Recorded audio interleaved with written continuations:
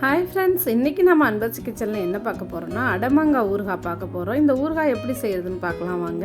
இந்த அடமாங்காய் ஊறுகாய் செய்கிறதுக்கு நம்ம கொஞ்சம் மாங்காய் எடுத்துருக்கோம். அந்த மாங்காவை நல்லா க்ளீன் பண்ணிவிட்டு ஈரம் இல்லாமல் தொடச்சி எடுத்துகிட்டு வந்திருக்கோம்.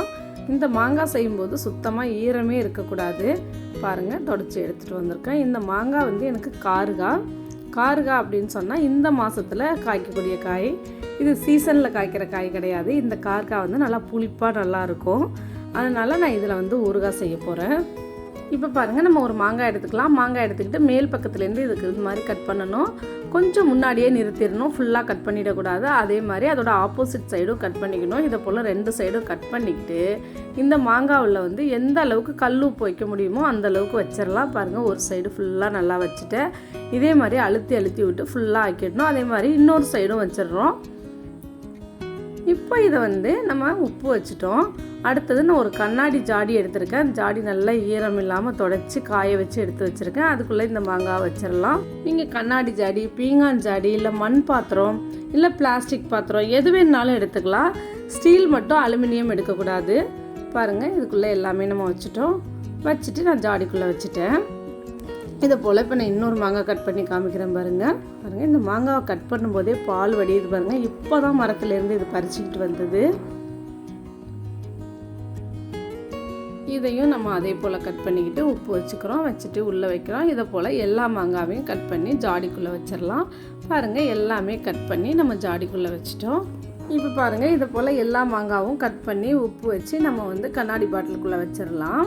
வச்சுட்டு மேலே ஒரு கிளாத் போட்டு நல்லா ஒயிட் கிளாத்தாக போட்டு நல்லா கட்டி ஒரு 3 நாளைக்கு அப்படியே வச்சிடலாம். இப்போ பாருங்கள், ஒரு 3 நாள் அப்படியே வச்சுட்டோம். 3 நாளுக்கு பிறகு எடுத்து பார்க்கலாம். இங்கே பாருங்கள், இந்த 3 நாளுக்கு அப்புறம் மாங்காய் நல்லா கலர் சேஞ்ச் ஆகிருக்கு. அந்த நம்ம வெறும் தண்ணியே இல்லாமல் வச்சோம், அரை பாட்டில் அளவுக்கு தண்ணி வந்திருக்கு பாருங்கள். இந்த தண்ணி வந்து உப்புலேருந்து கரைஞ்சி வந்திருக்கு. இதுக்குள்ளேயே இந்த மாங்காய் ஊறணும். இப்போ ஒரு பிளேட் எடுத்துக்கிட்டு இந்த மாங்காவை வெளியில் எடுத்து இந்த மாங்காவை பிளேட்டில் காய வச்சுட்டு இந்த தண்ணியையும் மேலே மூடி போட்டு கட்டி அந்த கிளாத்தை போட்டே மூடிடணும். மூடிட்டு அப்புறம் இதை வந்து நமக்கு அப்படியே வெயிலில் வச்சிடணும்.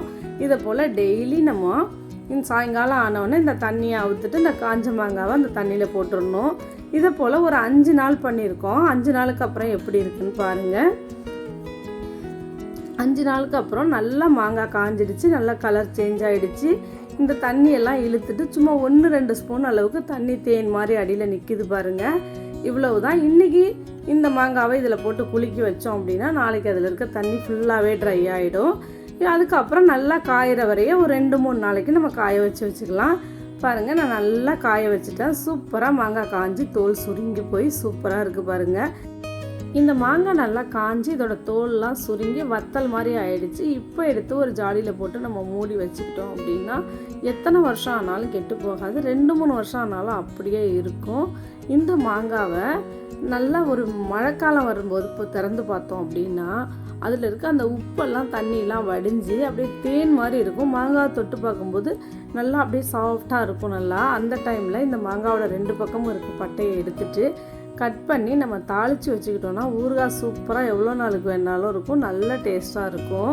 அப்புறம் இந்த மாங்காய் கொட்டையெல்லாம் போட்டு நம்ம வத்த குழம்பு, மாங்கொட்டை குழம்பு இதெல்லாம் செய்யும்போது செஞ்சிடலாம். இந்த மாங்காவை ஊறுகாய் செய்யும்போது அதுலேருந்து தண்ணி வடிஞ்சு இருக்கும். நல்லா காய வச்சு நம்ம எடுத்து வச்ச மாங்காவிலேருந்து இந்த மழைக்காலத்துக்கு தண்ணி வந்திருக்கும். அந்த தண்ணியை வச்சுக்கிட்டே தான் நம்ம ஊறுகாய் செய்யணும். எக்ஸ்ட்ரா தண்ணியெலாம் விடக்கூடாது.